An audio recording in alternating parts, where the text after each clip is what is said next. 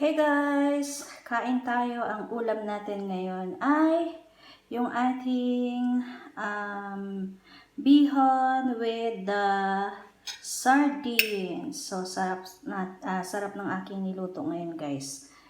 And nilagyan ko siya ng guys, ng celery, no? Yung ating sardines na bihon, ginisa natin and then nilagyan natin siya ng malalaki na sibuyas, yung aking ginamit sa sibuyas guys, and nilagyan ko siya ng celery. So sobrang sarap. And nilagyan ko siya din syempre ng bell pepper para mas lumasa. So kakaluto lang natin guys. O tingnan nyo, mainit-init pa to guys. Tikman natin. Unang subo sa inyo. Tomato. Ginisa natin siya syempre sa tomatoes.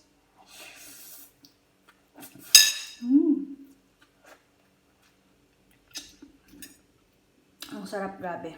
Mas nagpasarap sa kanya yung sibuyas na malalaki. Yung sibuyas natin guys. Mahilig kasi ako sa sibuyas guys, no? Ang lasa guys.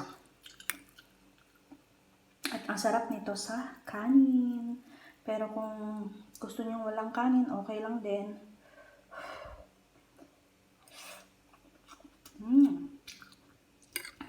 The best talaga guys. Ang sarap. Pero magkakanin ako, no? Magkakanin ako guys. Nihintay ko yung aking rice.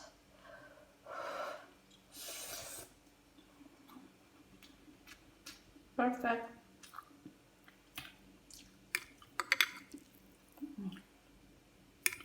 Ang dami kong naluto ngayon guys. Yung iba nasa lalagyan pa.